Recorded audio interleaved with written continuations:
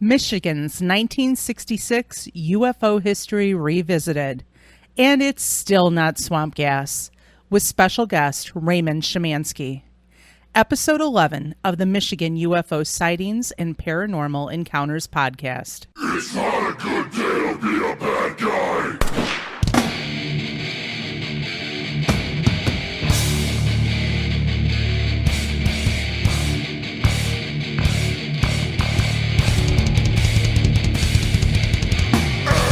Hello, and welcome everyone to the podcast. I am your host, Wayne, along with my lovely co-host and wife, Michelle. Hey there. Coming to you from the glacial dumping grounds known as the Michigan Basin, where we cover such topics as UFOs, aliens, conspiracy theories, paranormal encounters, ghosts, the Michigan Dog Man, Bigfoot, and all things paranormal and strange in and around Michigan.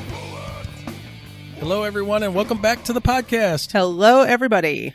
Hey, we got a great show for you today. I know I say that every time, but today is amazing because we're going to go and we're going to rewrite Michigan UFO history. And if you want this closure, you want the real story, this is it. It's like a time travel machine back to 1966. All right, so we want to once again give a big thank you to everyone who is sharing and spreading the word about the podcast. Again, we continue to grow every week. It's amazing. We really, really appreciate everything that everybody is doing to help the podcast and sending in your stories. Yes, please send in your stories. We're hoping for every podcast to have a communication corner where we're going to read your story on the podcast and put it out there for everybody to hear. And do not be afraid, I will change your name in the story. Yes, absolutely. We are going to make sure that your identities stay protected. If you have a story you would like to tell, we would like to talk to you. You can reach out to us at mi.ufo.podcast@gmail.com. Send us a brief summary of your experience and we'll contact you to discuss things further and try to get you or your story on the podcast. Also, our merch store is now active. If you wish to support the podcast and wear some pretty cool swag, please make your way over to our merch store and check it out. Links to our store can be found in the show notes, on our Facebook pages, and in the podcast description. All right, Michelle, since I'm excited to get us to our special guest for tonight, why don't we go ahead and do that thing that we do? It is What's in the News. Yes, what is in the news?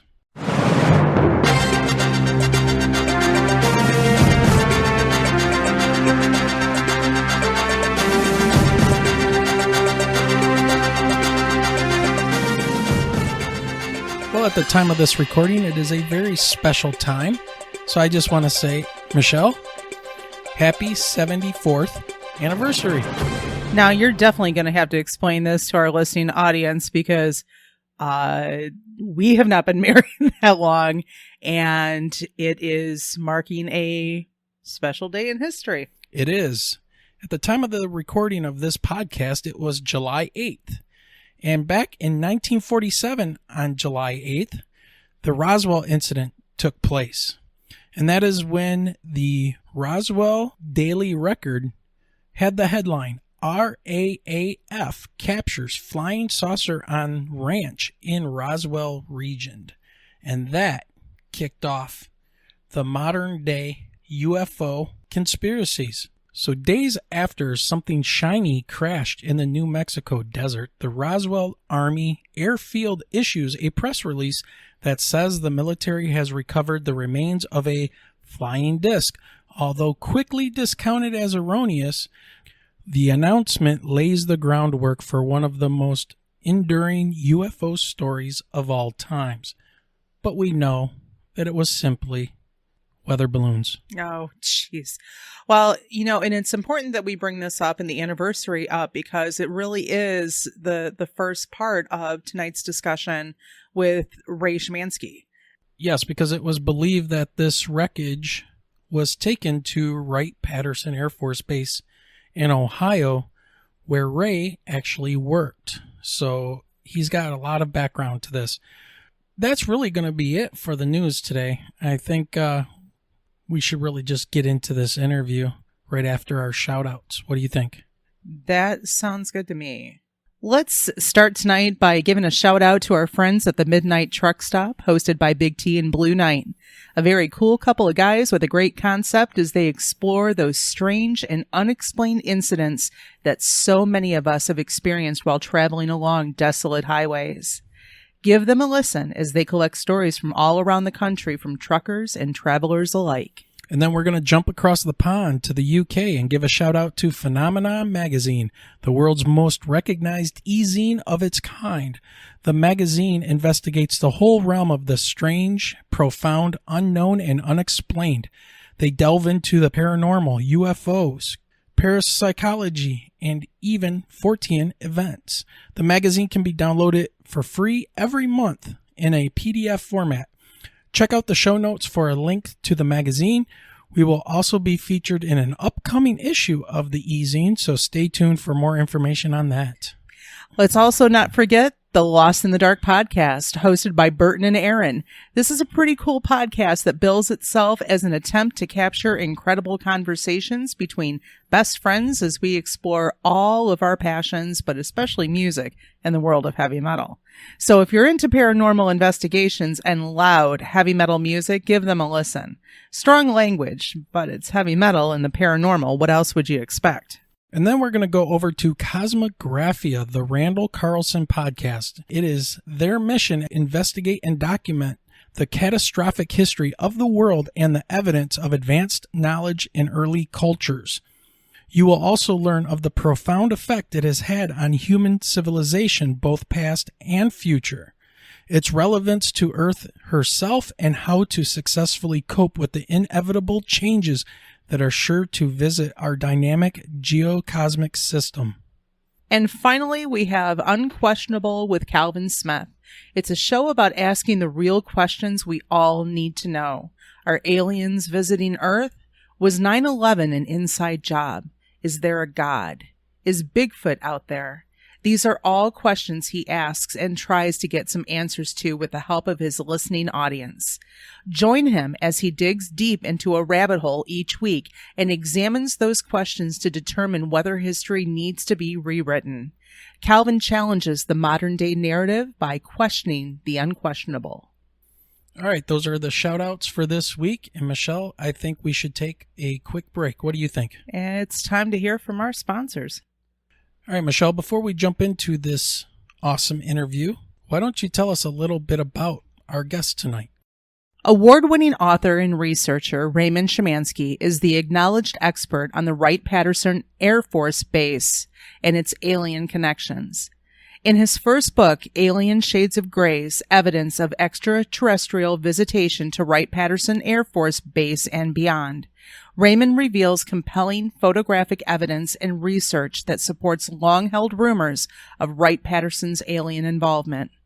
40 years of employment at the fabled Air Force Base has given Raymond unique access to locations and individuals, providing a treasure trove of tantalizing information, including revelations on Men in Black, alien burial sites, and the elusive Hangar 18. In his second book of the Alien Shades of Grace trilogy, Victoria's Secret Truth, Raymond presents an in-depth, convincing 2-year case study for close encounters of the seventh kind that crosses multiple generations of the same family. Therein, Raymond shares all the evidence that includes medical, clinical, photographic, audio, and video, which will allow the reader to arrive at unavoidable conclusions regarding possible alien contact.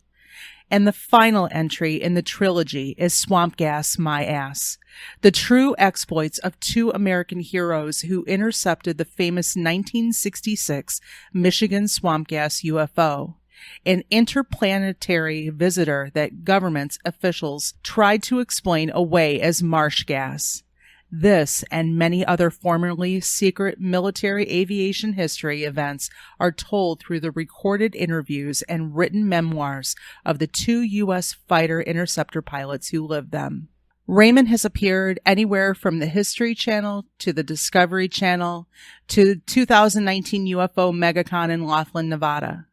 Raymond holds a bachelor's in electrical and electronics engineering from the University of Detroit from 1975. In 1983, he completed his graduate studies in computer engineering at Wright State University. From 1983 to 1993, he led the Ada Joint Program Office's evaluation and validation team sponsored by the Undersecretary of Defense for Research and Engineering. He served 2 years as the first director of the Wright-Patternson Air Force Base Installation Civilian Wellness Program, impacting the lives of 12,000 base civilians. In addition to dozens of annual performance awards received in his distinguished career, Raymond has received 2 of the highest Air Force civilian awards, the Air Force Civilian Achievement Award and the Outstanding Civilian Career Service Award. In his spare time, he ran 16 marathons, including the 2010 and the 2015 Boston Marathon. He retired in 2011 as a senior engineer and scientist from the Air Force Research Laboratory at Wright-Patternson Air Force Base. I am very excited to dig into this interview. We've been looking for an expert for a while on the 1966 UFO incident and cannot wait to dive into this. We are about to rewrite Michigan UFO history. So without further ado, ladies and gentlemen, it is with great honor and a privilege that we welcome to the podcast Mr. Raymond Szymanski. Hey, thanks for having me. We have been looking for somebody who was an expert in the 1966 Michigan, Ann Arbor, Dexter area. I guess you would consider it a UFO flap. And my wife and I happened to find out about this by watching a movie that we ended up, or a documentary, I guess, that we ended up actually purchasing off of Amazon, which was Phenomenon, or The Phenomenon. And it had made a quick mention of this huge thing that went down in Ann Arbor that, as a 51-year-old person, I was born in 1970, I had never ever heard of this. Nobody ever talked about it as I was growing up. Nobody ever spoke about it. So when I saw this, I started digging into it, found out a lot by going through a lot of newspaper articles and things like that from the Ann Arbor Public Library. And it only seemed like it scratched the surface, but it seemed like there was a lot of things that were going on. So we really wanted to get somebody on here that knew their stuff. And I happened to see an article that you were in on MLive, which is a Michigan magazine, and figured you were probably the best person to contact. So with all that leading into everything, can you tell our audience that may not be familiar with you a little bit about yourself and what made you decide to get into researching the 1966 Michigan UFO swamp gas incident? Okay, so you want to know a little bit about me. How much time do we have? As much as you want. Oh, great, because I got about 90 minutes of me. Why don't we'll start at the beginning. First of all, I am absolutely delighted to be on your show. And I can't say that about every host. I've been on some shows multiple times, some shows, just once. But I'm delighted because you are Michigan. And, of course, my latest book is about the 1966 UFO flap. And I have an amazing disclosure to make to you and to your reading audience, to your listening audience. I was born in Hamtramck, so right in the heart of Detroit. I'm a Michigan guy. We lived on Woodlawn, which is the east side of Detroit, just south of the city airport. I went to patronage of St. Joe's grade school, good Catholic school, and your last name ended in a vowel. Okay, you were Provenzano, Vermiglio, Milano, Tobalski, Talaska, Scalisi, Szymanski. So it was a great mix of Polish, Italian. It was just a wonderful neighborhood to grow up in. And through the miracle of Facebook, I'm still in touch with a lot of guys. And in fact, my best buddy is Tony Milano, and I'll tell you how he kind of fits just incrementally in this story. So grew up on the east side, went to De La Salle High School, I graduated from the University of Detroit in 1975 with a Bachelor of Science in Electronics and Electrical Engineering. So all East Side. My grandfather was one of the founders of the United Auto Workers, and people want to check that out. They can look up Frank Szymanski in the archives, the UAW archives at Wayne State University. Awesome. So a lot of East Side in me, and in Detroit, growing up, I was maybe living about 20 miles from Selfridge Air Force Base, which is going to figure prominently in our discussion. And then after the riots happened, my dad said, I think we need to get out of here. So we moved to East Detroit, which is now East Point, and put us even closer to Selfridge and those jets that were breaking the sound barrier on occasion. I grew up in the shadow of Selfridge, right in Mount Clemens. So I was right there because my dad was in the National Guard for a little bit after he got out of Vietnam, and he was stationed there, and he flew helicopters and things. So I was like right there and grew up in Mount Clemens to the age of 18 till I shipped out and went in the military. So, yeah. You're very familiar with it. We had the same stomping grounds. Oh, absolutely. Yep. I grew up right down the street from downtown Mount Clemens and the Macomb County courthouse and all that. Yeah. Very fascinating. So we have that same kind of background there. Very envious of the kids who lived in Grosse Pointe. Of course. Of course. You know, my dad gave me a 6-pack when I graduated from high school, and the kids in Grosse Pointe got new Corvettes. Right. Just so the listening audience can understand the difference. Right. So anyway, I worked for 40 years at the legendary Wright-Patternson Air Force Base. Now, Wright-Patternson is where they took the Roswell crash wreckage in 1947. Yeah, and that, you know, you bring that up, and that was down my list of questions, was to ask you about what that was like to work there. And isn't that the location of the notorious Hangar 18? Absolutely, and we're going to get awesome. there. Yes, we're going to cover all of this, and it really doesn't matter which direction we come in from. But I wanted to mention that today is a very important day historically, because on this date in 1947, the Roswell Daily Record, the local newspaper in Roswell, published a headline, and it says, RAAF, Roswell Army Airfield, captures flying disc. And that happened today. Amazing. 74 years ago. So quite an auspicious occasion. And I think when we were planning this out, I knew it was close, but I had never really, reacclimated myself with the dates. So this is just absolutely perfect. So Wright-Patternson, what I'm leading up to is to answer your question, how I got to investigating the 1966 UFO out of southeastern Michigan. So the long way to get there is, first is to mention the fact that I was a senior engineer when I left Wright-Patterson, and I had worked there for 38 years and 9 months. So I had a lot of chance to snoop around, as it were, talk to people, investigate, kind of poke my fingers around to see what was true and what wasn't. So in 1947, there was this crash, and there are two key people here. There's General Thomas Dubose, who was the chief of staff in Fort Worth for the 8th Army Air Corps. The other person is Major Jesse Marcel.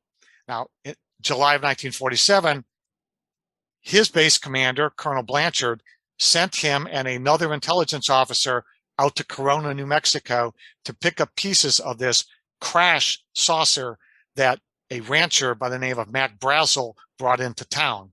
So when they brought it back to Roswell, the guys there who knew what weather balloons were and what they weren't, because they were the intelligence officers, that was their job, to know what was flying. They had declared it something they'd never seen before, and then they published that article, "We got a flying disc." As history shows, the next day, they shut it down. And the reason they shut it down is because the world descended upon the Air Force and wanted to know, hey, all about this disc. Well, back then, you only had teletype and telephone. And when those were getting clogged, the Air Force says, well, we can't communicate. We can't do our regular job. And that's to protect our airspace. We'd just come out of World War II. We had the Russians to worry about and other enemies. And, there was unexploded ordnance and all kinds of things were happening. So the Air Force said, we cannot afford to have our communication channels shut down.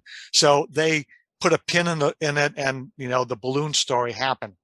And they kept that position for 74 years until last week, Friday.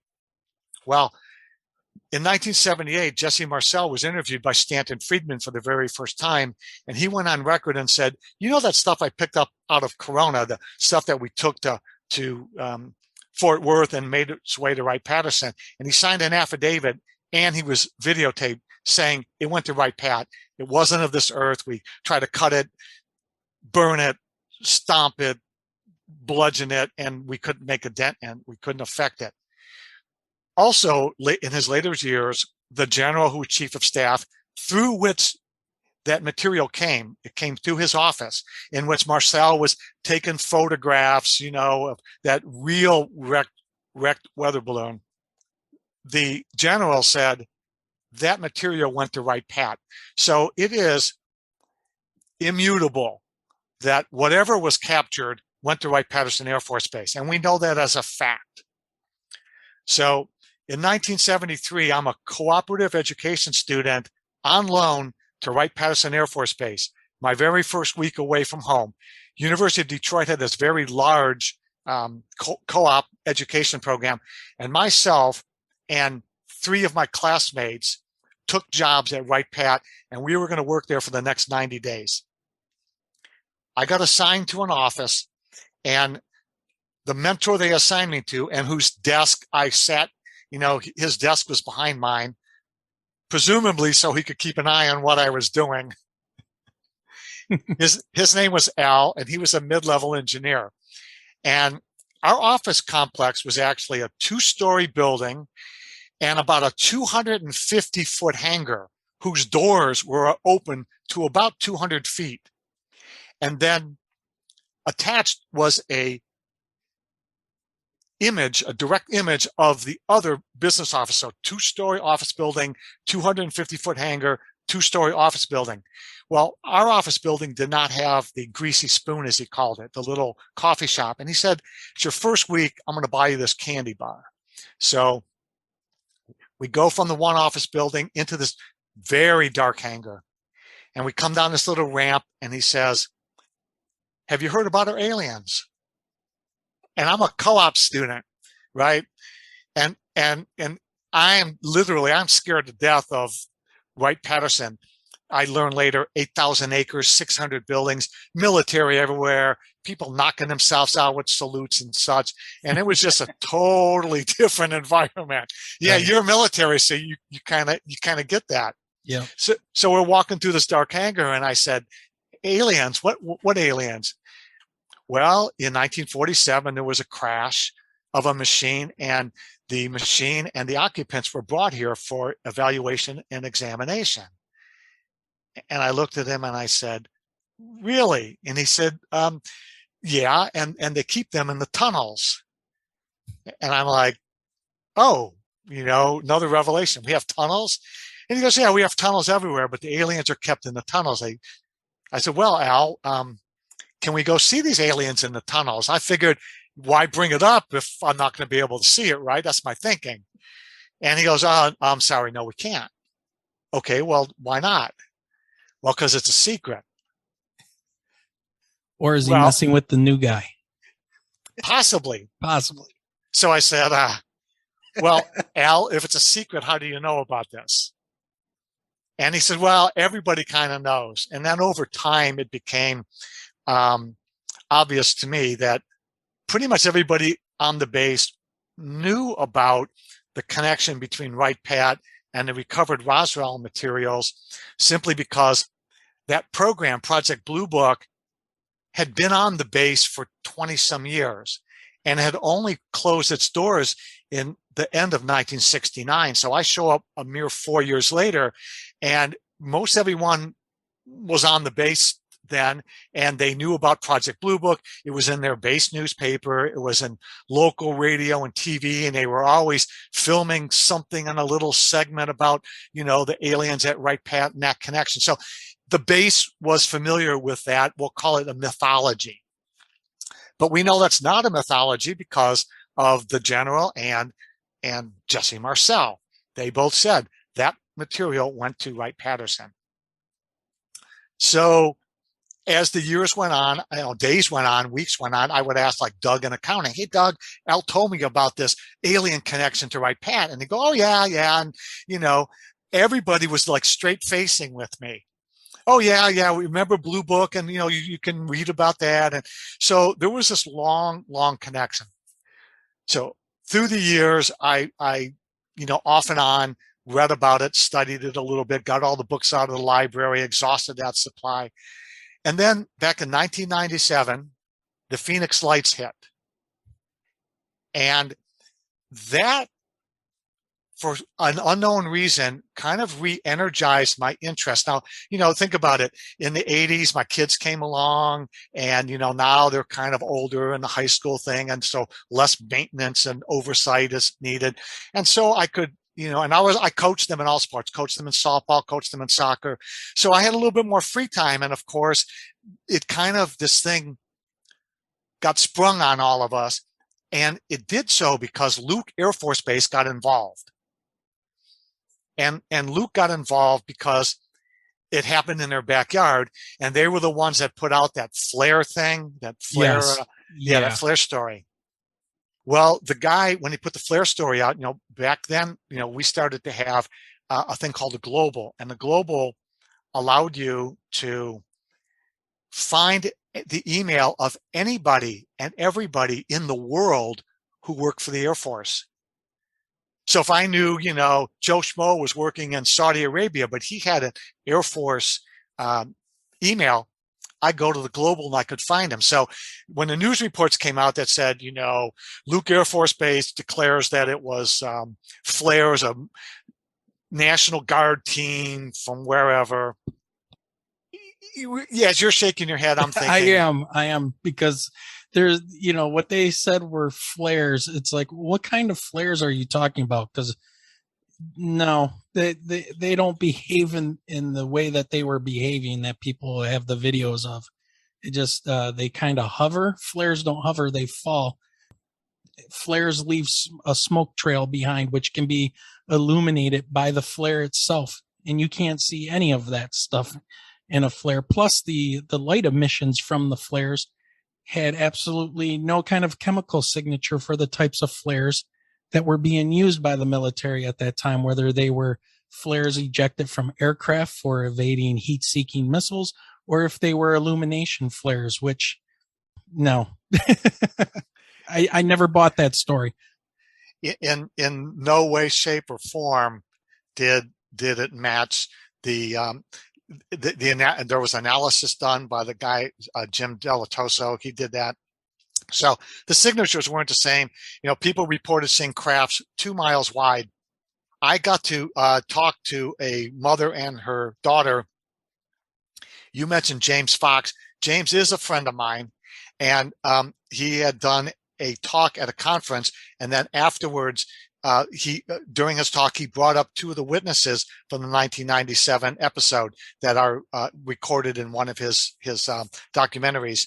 It might have been I Know What I Saw. So I got a chance to talk to those 2 witnesses later. James and I, strangely enough, they had a drawing or something, and I wound up winning a copy of James's stuff. And I go, dude.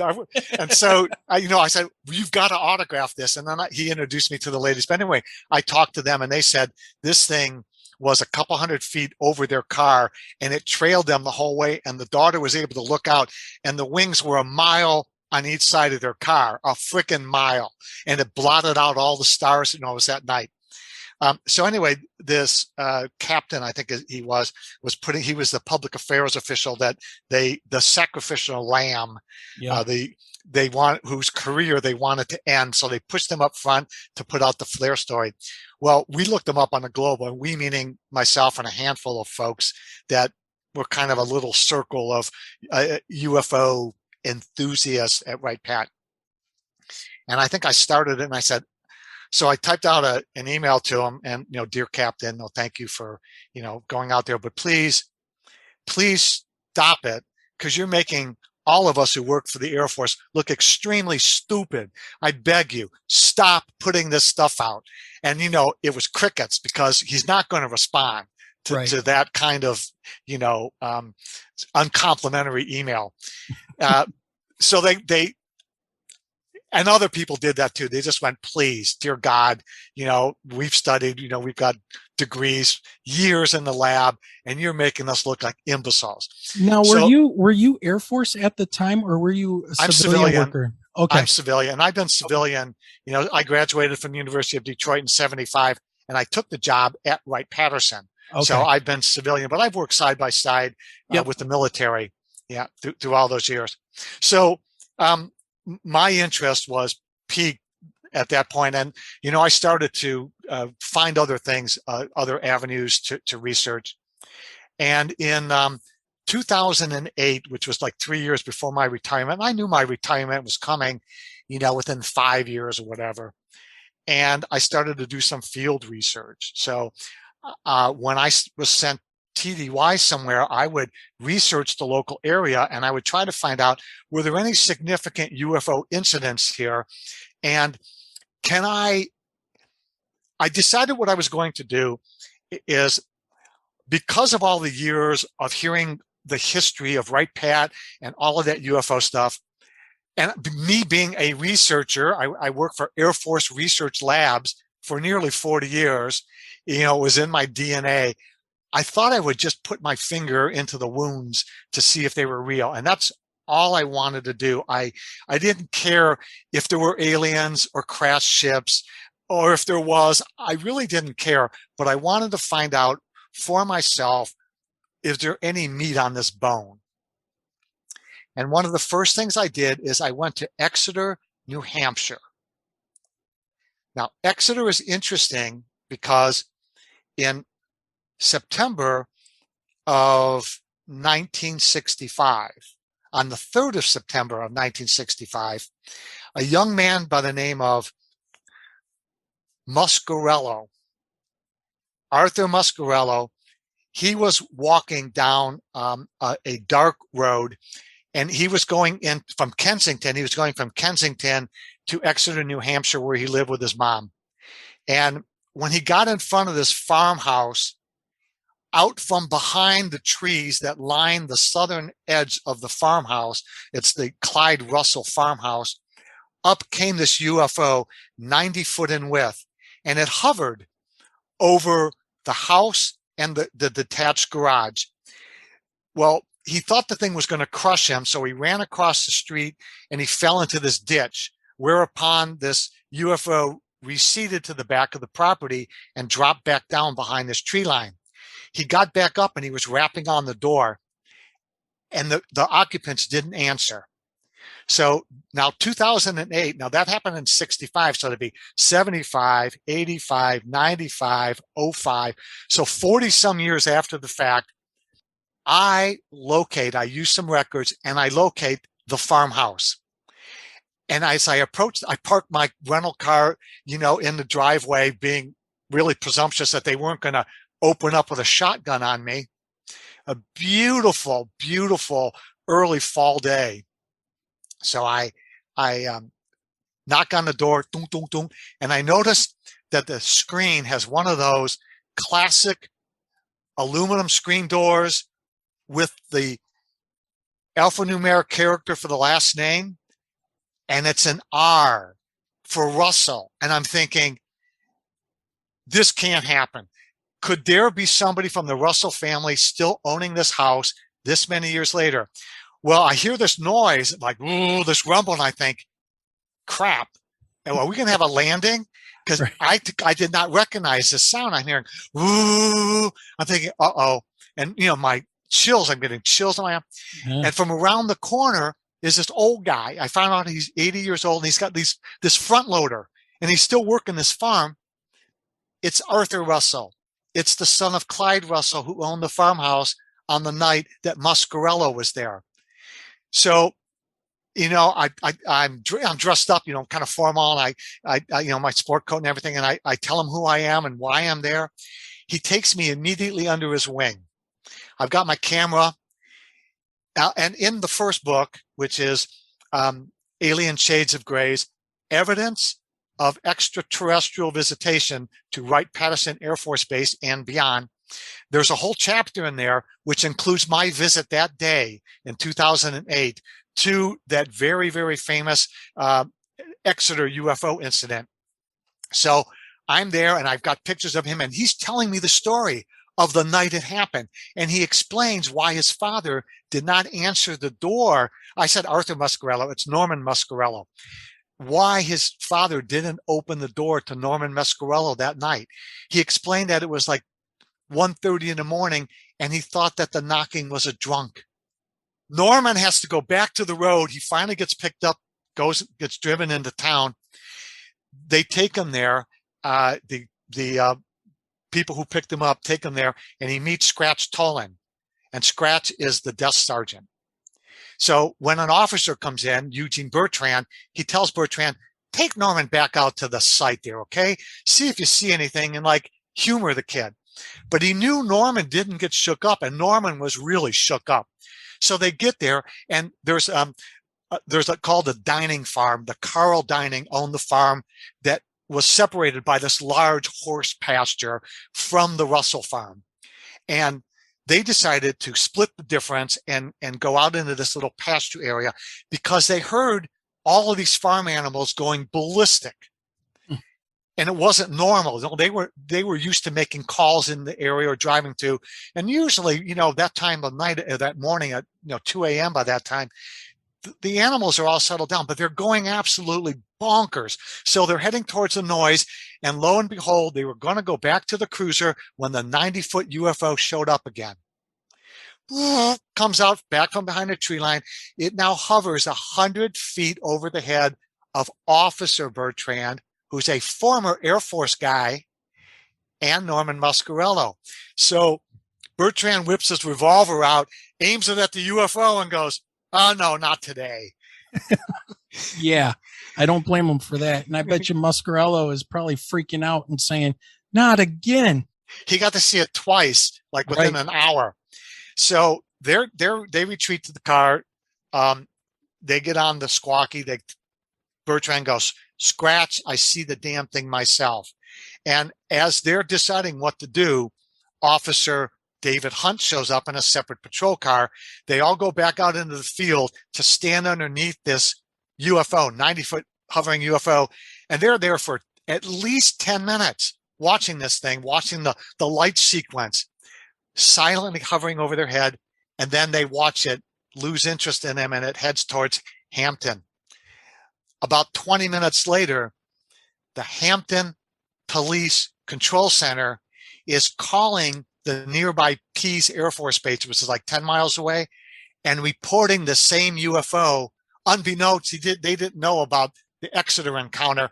It's just a citizen had reported to the Hampton police that this big, huge UFO was floating over the area. So there's this corroboration. So now it's 2008, and I have the son of the man, Carl, and Carl's mentioned prominently in a book by John Fuller, a copy of which I have to my right-hand side that I took with me that day that I had Arthur Russell sign for me, not knowing that Arthur Russell was going to be in the home. Right. That's amazing. I just took the book as like my intro, like, yeah, it really did happen. Here's the book. Here's the famous book on it. So that got me started doing all of my really, my field researchy kind of things. So I did that book. The first book chronicles my day I spent with the famous Travis Walton. Travis is the most famous UFO abductee ever, and people can read about him in his books and watch the movies. So I got to spend a day with Travis. I chronicle that and the things I learned. I went to other sites. I have a chapter in the first book about Wright-Patternson with a lot of things that nobody ever knew before about Wright-Patternson and some connections there. and some other experiences. In the second book, I moved on and I did a 2-year case study of a family that has contact with entities since they were children. And the woman, the oldest contactee in that book, claims that she is part of the alien hybridization program and that they have used her eggs to create hybrids. Oh, wow. And in that book are excerpts from 4 of her hypnotic regressions that were done by 3 different world-class hypnotic therapists. There's Dr. Leo Sprinkle, and he did 2 of the regressions.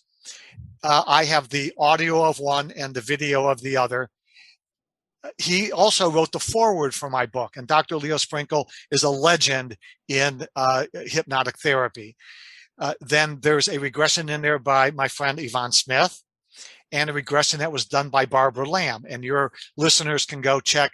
These are the creme de la creme of all hypnotic therapists. They all have their own books and following and have done thousands and thousands of regressions. So I fully documented her claims. Some of the lady's name is Victoria. The book is Victoria's Secret Truth. And some of the claims I disregarded because I thought they weren't important enough or corroborative enough of her experiences. But it's a very solid case, and it took 2 years of research to put it all together and corroborate it. Amazing. And now that brings us to the 1966 case. Yep. Here we go. This is where it's going to get wild, because this is right in our backyard. This is what really started to pull us into it too, when we saw that on that Phenomenon movie, let alone our own sighting that we had in 2018. But then when I saw that there have been things going on here in Michigan, I wonder who knows about these things, who else is seeing stuff. 3,000 members on our Facebook group later of people reporting things. And it's quite amazing. We have a huge history of UFOs that nobody really talks about. And again, this should be a piece of Michigan history right here. So, well, we are going to rewrite Michigan history tonight. Awesome. And you're going to be part of it. I'm just thinking of some things. You talk about the movie The Phenomenon. Well, James Fox was up in this remote area of New Mexico that I happened to be doing some research on a site that supposedly there was a UFO crash, and I had my metal detector up there, and we wound up running into each other. And it turns out we were both staying at the same 8-room motel out in the freaking middle of nowhere. And I go down to dinner, and he's sitting there with his cameraman, and I look at him and go, "You got to be kidding me."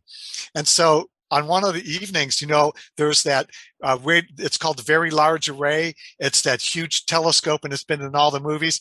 Yeah. So his cameraman was Bush. I said, "We got to go out there and snoop around tonight."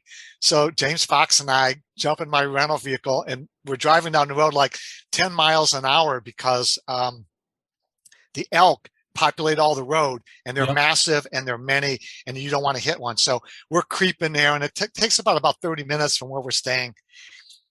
And we're sitting in a truck, and we're plotting what we're going to do because the array is closed and it's all fenced off and stuff. And as we're sitting in a truck waiting, do we want to look at this or go around this side? A truck starts coming down the road with its lights. You can tell it's a truck because the headlights. And James looks at me. He goes, "You think that's security?" I go, "It can only be security." Right. It's got, and sure enough, the guy pulls right up. He's got his freaking lights. He's blinding us. And he yells out of the truck, "Oh, I'm coming over. What are you guys doing?" And it was the security people. Man. So my claim to fame is I got rousted by the Very Large Array security force with James in my truck. That's awesome. And he probably will admit. And so he wound up rousting us, and we wound up stargazing for a half an hour, leaning up against a truck, swapping lies. So anyway, I had another book in progress, and it was trilogy, right? Alien Shades of Gray's trilogy. And it was going to be just a collection of great stories that I could corroborate to a certain level. It turns out some people who were professional associates of mine were actually experiencers and never admitted it to anybody. But then they read my second book and thought, oh, well, I can come forward to Ray because he understands. And in some cases, they found it very therapeutic that one of them thought they were the only ones, for example. That's one of the main reasons why we started our Facebook group too, was just to get people a place to not hear the X-Files music played in the background like they do on so many media outlets when they want to talk about UFOs. And, that's something even Michelle and I were just joking before you joined the call was, my daughter for my birthday got me, this alien coffee mug, right? Yeah, and she said, well, you're drinking coffee out of that, at least you don't hear the X-Files music playing in the background because we know how you feel about that. And I'm like, that's true, because it really, it seems like they want to talk about these things, but then they always add in that thing to dismiss you at the same time. And I see it from people at work sometimes and people that I know.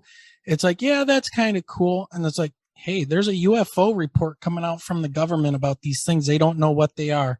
And it's almost like the blinders go on and they're like in a state of cognitive dissonance, like, goodbye, yeah, that's nice. And it becomes like a joke. I've got the best ones. Whenever I'll talk to someone and they'll go, well, what's the name of your podcast? And I'll tell them, and I get that look and they're like, oh, you're one of those. Oh, but yeah, we know that there's people, we know people that have had some very traumatic experiences. One of them we interviewed on our show, and that was Guy Merritt, who had a run-in. And it wasn't just the fact that he saw a giant triangle back in 94, I think it was, that really freaked him out heading south from Flint toward Fenton area. It really shook him up, but then it was everything else that started to happen after that exposure. The strange call that he received from somebody on the West Coast who said they were from MUFON, but he really didn't believe it because they were giving him some kind of a weird vibe. And then things started happening with people that he worked with. And it really did. And it's kind of like what happened with us in 2018. We saw that triangle here in Canton. We didn't act on anything. I mean, it freaked me out being a military guy and a Earth and space science teacher. I've never seen a UFO. I've seen tons of aircraft. I've flown aircraft. My dad's a pilot. I've been around aircraft all my life. And when I see a triangle that is an equilateral triangle about anywhere from 200 to 300 feet on each side, hovering with three lights shining down onto the ground, but they weren't shining. They were just glowing. And this thing did not bank. It did not move. It rotated to move parallel with us south along the freeway. And that was it for me. I was out of there. And then these stories, we started having these people relate their stories to us on our Facebook group. And, 2021 came around and I was like, honey, we should start a podcast since we got all these people. We can talk about their stories and have people come on. And then we found out about the 1966 thing. And all of these things now have just steamrolled because of this one event that her and I had gone through. It was the first one that we started looking into. Yeah. That's the way these things happen. Yeah, it seemed, and just like you and I were talking, and three of us were talking before we hit that record button about the weird synchronicities that happen. And everybody I've talked to so far that we've talked to on this podcast, seems like there's these weird synchronicities of things that we know people stated. Our mothers, your mother and my mother we're in the same apartment complex in Sterling We're Heights. all Kevin Bacon. Right. It's really weird. That's right. You know, guys sighting in March, our sighting in March. We look into the 1966 Ann Arbor thing. That was all in March. It's like, what in the world is going on? Anyways, I continue. I'm going to let you talk. That's great. No, it's great to hear other experiences. All right. So I had this third book that I was writing, and it was going to be about experiences that people had shared with me. Now, when you get into this business and it as you see it avalanches, people want to tell you their stories.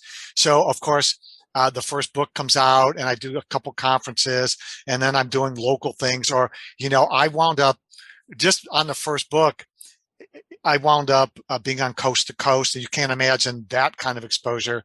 And then MUFON, my name got passed around MUFON. So I did a group, well, it was a former MUFON group out in Los Angeles. And I wound up being giving a presentation to the Phoenix MUFON group in Arizona, and then in Carolina and Michigan, and so and other things.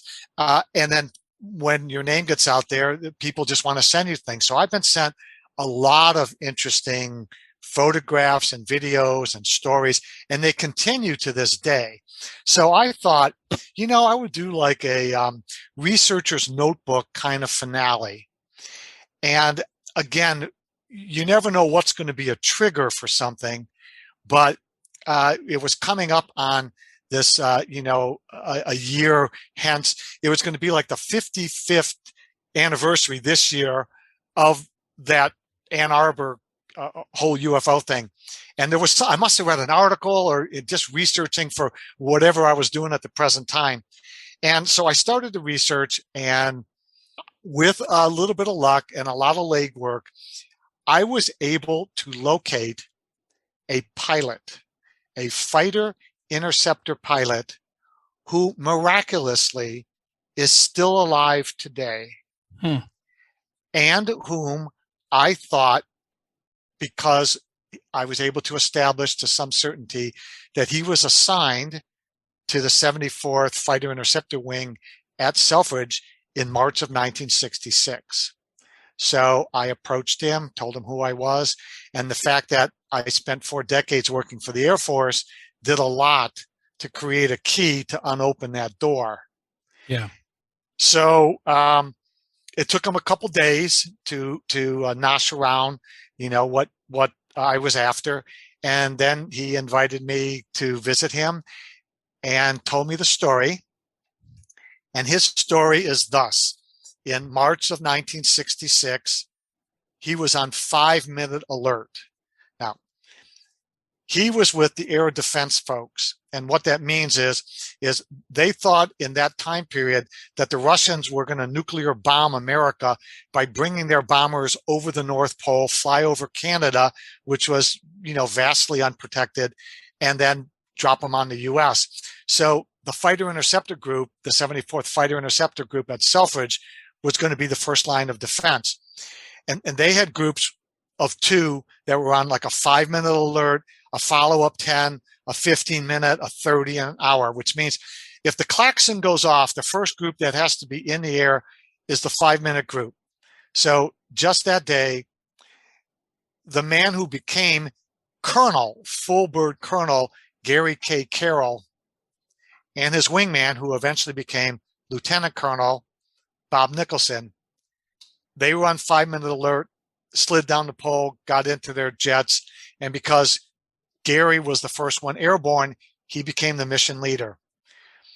For the next 90 minutes, they were being vectored about southeastern Michigan, looking for something, and the people that were vectoring them was Battle Creek. Battle Creek was the control center in 1966. They had the massive radar there. They had the 10-foot thick, indestructible bunker for the control center. And they were using both radar information and information that they were getting from first responders, law enforcement, fire, that sort of thing, and the Air Force Base. And they were trying to vector in Colonel Carroll and Colonel Nicholson in their F-106 Delta darts. So they were crisscrossing. They were doing a crisscrossing pattern as they were being directed by the control center, and they were going everywhere from Lake St. Clair all the way out over to the Dexter Hillsdale area and as far north as Flint. So they were down south first, up over Detroit Metro Airport, and at that point, they had been coordinated with Detroit Metro, and air traffic was shut down. So they were zigzagging. They were being vectored all across that area when suddenly they get a radar return. There was an object up there, and then shortly after that, they have a visual sighting. So they sighted this object. They had a visual return, and they were able to close on it. During this 90-minute encounter, they got multiple radar returns, and those radar returns were recorded on their onboard system for review during the debriefing period. Both pilots saw the object. During a later interview, now I interviewed and video recorded the interviews over 30 hours with Colonel Carroll. Oh, wow. And in one of the interviews, he drew the object that he saw, and he described it to me. Remarkably, I want to set the stage. Colonel Carroll knew about UFOs only to the extent that he'd heard about them from another pilot. The guy said, I saw something unusual. I'm not sure whose it was, but I just thought it was a UFO. He didn't study UFOs. He didn't read newspapers about UFOs, but he knew that something like that existed. So after his incident, he did not read the newspapers to follow up. And he didn't read the newspapers like the Ann Arbor Times that was showing the witness testimony and had all these drawings. He knew nothing about it. And, I have that recorded in those interviews.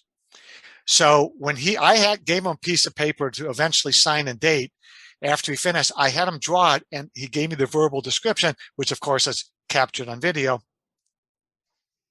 It so eerily matched those that had been printed in newspapers and had its descriptions recorded in places that I found.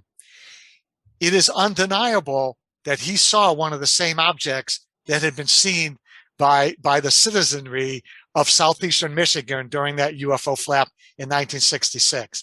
And it literally floored me. And I had to tell him, I said, Gary, you're not going to believe this. This is almost exactly what everyone was describing. In fact, he even used the word football. And that's what many of the witnesses had used. So then, of course, continuing with the story, they intercept it. They visually see it. In the interviews, I have them, we try to figure out the size of it. And in the book, Swamp Gas My Ass, all of that, the excerpts, the critical excerpts from the interviews, his drawing, his military records. I have the memoirs of his wingman that day. Great chunks of his wingman's memoirs are in there to document their military history. And I did it. I actually have the real DD-214s, which are the official records, as you know, and I put it there for the whole world to see. And it proves that they were the guys that could have done the intercept, that they were at Selfridge during the time that they claim to be. It's the only way I could have documented it better is if I would have found the flight logs for those planes that were long since destroyed. They became drones for a shoot down or whatever. Right. So, we took it to Bedrock. They went into a debrief. They were debriefed by the local intelligence officer. They plugged the memory boxes into the recording devices. They put it up on the screen. Sure enough, during the time period that Battle Creek was getting radar returns, they were getting returns on their airborne radar. They were getting visual. So 55 years later, The world is screaming for disclosure. And as happenstance, in 2020, in January, is when I started to interview Colonel Carroll. And I did not know, I'm sure the world didn't know, that there was the rider in that bill that President Trump signed that said, hey, Intelligence Committee, you're going to put out this report, in June. I had no idea that was going to happen.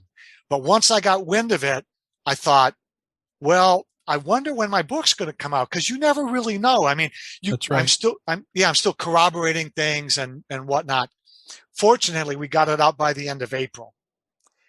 And if people want disclosure, you have the testimony, the live testimony of a man who had, and I talked to it in the book, about his responsibilities, about him being in control of Air Forces Iceland, about him being in control of the entire East Coast air defense for the United States of America, the responsible positions he held. He's a war hero. He has the Distinguished Flying Cross. He has a list yay long of dozens of medals he has for his bravery, his skills, and his wingman, the same thing. So, as you know, in 1966, what did they say was the reason for all the sightings? What were they saying that people were seeing? Swamp gas. Swamp gas, marsh gas. They said it was a spontaneous ignition of marsh gas. Now, Well, a quick question for yes, you. please. When the fighters were dispatched from Selfridge to intercept this unknown object, where in that time, that span of time, did the intercept take place? Was it toward the beginning of the sightings, the end, or somewhere in the middle? The best that we could come up with after a lot of research and looking at the local stories and the history and what Colonel Carroll remembers of what he remembers of the environment, the ground, as he took off and he was flying around. He remembered that in one of the first interviews, he told me it was late spring. Okay. And then we used other pieces of information about the weather, about what he remembers about when he eventually heard for the first time about what was going on. And so we kind of had to piece that all together. And everything points to the last 2 weeks of March. Okay. And, that phenomena was going on from early March until mid-April. Yeah. But everything we put together about what he remembers of the weather and the temperatures and the ground cover or lack thereof, and we looked at the on the Weather Underground, we looked at some of the weather reports, and then and I cover that all in the book, how we circled the wagons and how we were able to make that determination. What may be unknown is that on multiple occasions, the witnesses, which included dozens and dozens of Washtenaw County, Saline County police, Ann Arbor police, they all filed reports about seeing these UFOs. And in one case, a celebrated case, the officer's name escapes me at this point, but Frank Manor and his son were the people in Dexter, Michigan that had reported seeing the UFO, and they were chasing the UFO with Sheriff Harvey from the Washtenaw Sheriff's Department and a half dozen of his guys. But on the northern end of the property was another sheriff from the Dexter Police Department. And he saw 4 UFOs leave the wooded area, hover over his car, assemble as a group of 4 and take off. And that was only about 2,000 feet north of where Frank Manor and all the police officers were running through the woods following these lights. Oh, wow. So there wasn't just a singular UFO in that area during that time span. And that report of 4 UFOs in a group was repeated multiple times in multiple reports. So which of those 4 they got, because those UFOs were actually seen to be moving through the area as individuals, coming together in groups of 2, coming together in groups of 4, and moving about, splitting back up. So one of those times where maybe they were doing some area reconnaissance. Yeah. So I hope that answers your question, but there was no doubt in my mind it was part of that group of the swamp gas UFOs. Right. So how is this history changing? Future President Gerald Ford was so upset because his phone was ringing off the hook. He was a representative at the time. And another representative whose jurisdiction this all was happening in, Weston Vivians, who is still alive today. I found him in a retirement home. Oh, wow. They were so tired of all these guys calling them in and ringing their phones off the hook. They set up a congressional inquiry in front of the House Armed Services Committee on the 5th of April, 1966. J. Allen Hynek was the spokesman for Project Blue Book and thus the Air Force. There was so much interest in the Michigan case that the unheard of thing happened. Weston Vivians was calling Major Quintanilla at Wright-Patternson Air Force Base at Project Blue Book every day, wanting to know what they knew up to the moment. It turns out that everyone goes, well, geez, where did J. Allen Hynek, who had on the 25th of March a massive press conference at the Detroit Press Club to summarize for the world what his 3-day investigation concluded. And at that press conference, he told everybody, well, it was marsh gas, it was swamp gas. What he didn't tell everybody, he got that idea from his friends at the University of Michigan astronomy department. He had a very good friend there who headed up the department. And in fact, Hynek spent the 3 nights at that professor's home. And every night they would have a little circle, and they would get together and talk. And it was at those meetings that one of the professors said, have you heard about swamp gas? So Hynek ran it up to the chain, and he ran it up to Quintanilla, and they ran it up to the Secretary of Defense, and they rubber stamped it and said, you go with that. And when Hynek got the call from Washington to confirm they were going to use the swamp gas story, he was sitting next to Sheriff Harvey. He was in Harvey's office that he was using as his little satellite place. So he comes out of the phone call and he tells Harvey, it's swamp gas. After he had told Harvey for 3 days, I don't know what it is. And Harvey's actually quoted in the media as saying, that was the damnedest thing I ever witnessed. For 3 days, he's telling me he doesn't know what it is. And now all of a sudden it's swamp gas. That's amazing. For weeks, they were dealing with this, the phone calls. I mean, even I think it was Deputy David Fitzpatrick that took the pictures. He did. Yeah. And so I guess that was swamp gas too. So for a 6-week period, there was a massive swamp gas, multiple explosions, little ignitions happening all over the place. It's just amazing to me. And that kind of started to tank Hynek's credibility, didn't it? He never really had any credibility because the public just went, oh yeah, well, weather balloon, floating sign, whatever they made up, it was the government, so they wouldn't lie to us, and people just went on with their lives. He super regretted it, but they had to go back.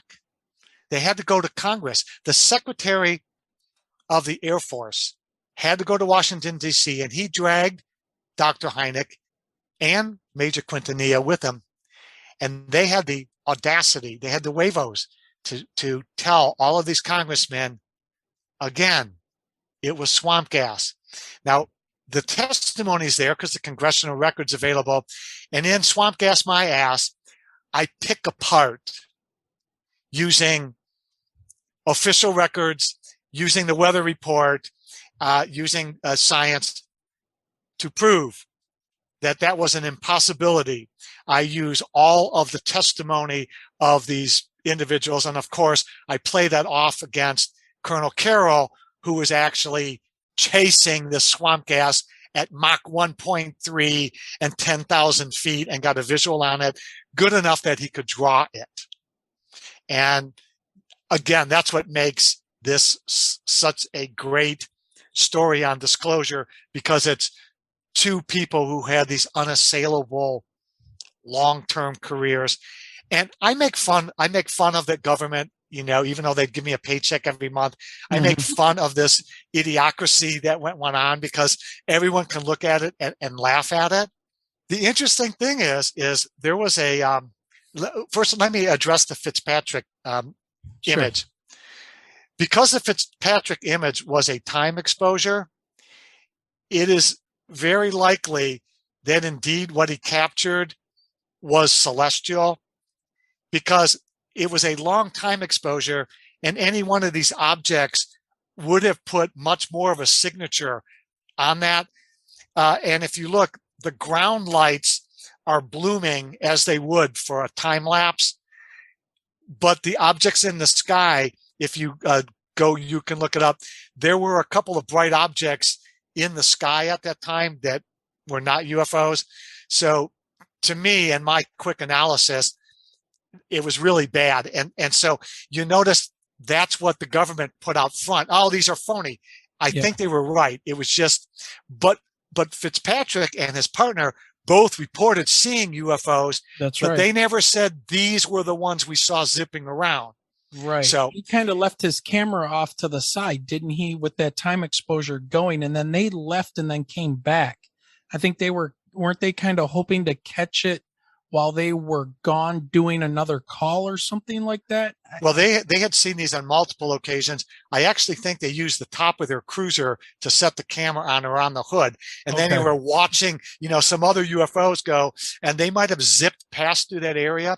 Well, be that as it may, there are so many expert witnesses to the event that proves that, you know, swamp gas is laughable. But the civil defense director in that area assembled a small team, and they found something very unusual there at the Hillsdale site, which is the second site that was investigated by Dr. Hynek. That area of Michigan is totally devoid of boron, the element boron. And it's in that area, there are not even trace aspects of boron. But in the place where 87 co-eds at Hillsdale College watched the UFO go up and down for 4 hours, along with the civil defense director in the same room looking out the same window, he went with his team and they found large quantities of unexplainable boron in the little pond that was there and the ground over which this thing hovered. So I explain all of this as why this is indicative of there having been a real UFO there. Now, it's theory, but hear me out. Boron is used in the control of nuclear processes. Google it. I invite all the listeners to Google it. It's used widely in nuclear control processes. This stuff can get spent. Imagine now these machines that we don't know who flies them or how they fly. They're probably powered by some type of nuclear power. If that's the case, and they're not defying the nuclear laws of physics, they would need boron to control those processes that are powering, those nuclear processes that are powering their ship. And every once in a while, I think they would dump their spent boron in places they probably felt, you know, wouldn't be investigated. Little did they know that Hillsdale College was just the other side of that tree line. Yeah. So to find this boron, and I explain it again, all in Swamp Gas My Ass, all about the uses of boron, why I suspect that those guys found that boron. But that wasn't the only evidence that was found by this civil defense director. He also found radiological evidence. And again, I cover all of that. So it takes swamp gas out of the picture. And now I say to all the people who came forward with their story, in Swamp Gas My Ass, you are now vindicated. Yes. Yep. The people who made fun of you, and you suffered by this, you were right. And you can now nanny boo boo anybody and everybody who wants to contest your story. Yeah. Yeah, that's amazing. It's an amazing story, and there was so much ridicule of people that happened during that time. It's like a chunk of history and time that people in Michigan just forgot. I mean, it's like mass amnesia of people here in Southeast Michigan about this. Just buried news. I was going to tell, I knew that James was doing the movie because there was a property upon which there is supposedly metal from a crashed UFO. And I had gotten permission from the rancher to go to this property. Now, James knew about the property because there had been a book written about it, but he didn't have access. And so that happenstance meeting that night, the next day, I took him to the property and I let him do some filming with his drone. Another point that I wanted to make is this is for, again, your local listeners. On the 27th of September, I will be speaking at the Dexter Library in Dexter, Michigan. Awesome. And I am going to bring a couple of other toys with me, things that I've not put in the book, things that I'm not going to talk about on any of these shows. And we're going to refresh the memories of everybody when I get there. I'm going to bring copies of all three of the books. I'll sign them. And I also wanted to put a plug for my friend, Karen Piacentini, who runs the Fenton Open Bookstore on Shiawassee Avenue in Fenton, Michigan. And since she's a friend of mine and I get to go up in that area, I visit my mom and such, her bookstore has autographed copies of all my books. So if you're in Michigan and you want to get a copy of the books, run up to the Open Bookstore in Fenton, Michigan on Shiawassee Avenue and buy them all out and make Karen happy. Keep her in business. Please keep her in business. So 27 September, I will be in Dexter, and I'm also working to try to get some other, gigs, as it were, there in Michigan this year. Hopefully, that'll work out. But that's the one I have in the books right now. That's awesome. Hopefully, a lot of our listeners will be able to make it out there and pack the place for you. So that would be awesome. I know we'll try to get out there. That's like right after our school year starts, and as teachers, it's crazy that first, month or so before everything kind of calms down, but we'll try to make that one for sure. I was going to say, do you have a time that you're going to be appearing at the? I think it's going to start around 6:00. And I've arranged a big block of time because I want to do setup. And then I always like, some people want to get books beforehand and, I chat or I'll give them my email address because they got an interesting story. So I think I'll probably show up about 5 maybe. And, the show should go on around 6.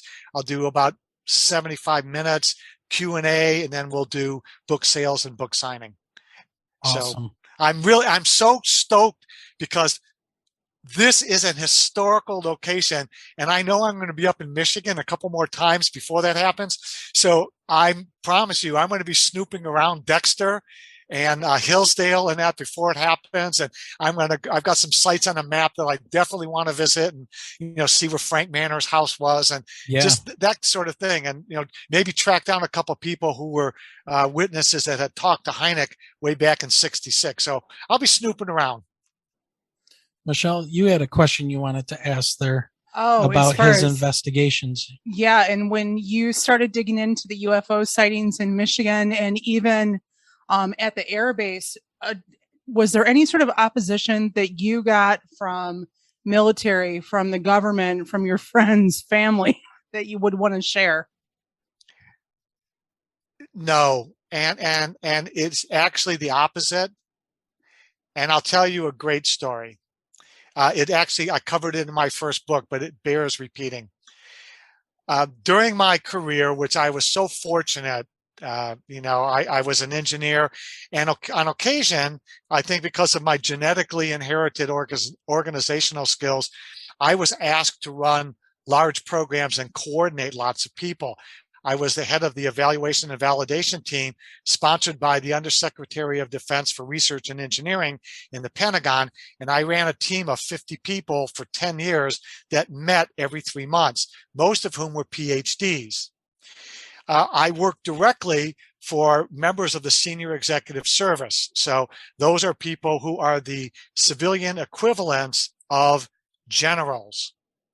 So on one occasion, I had worked for an SES for 2 years, and I had come in possession of a piece of metal that reputedly had connections to a UFO crash.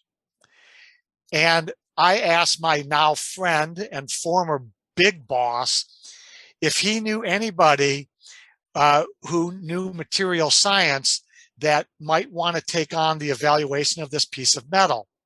Now, I knew that this SES number one, we'll call him, was best friends with the guy who ran the materials research directorate at Wright-Patternson.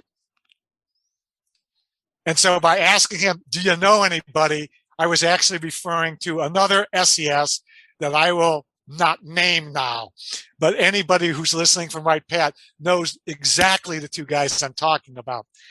So that rather than going, Ray is crazy and I don't know how we possibly work with this guy and put him in these responsible positions, right, said to me, hey, I got this social event with Dr. So-and-so, I'll ask him. So I get this phone call a couple of weeks later.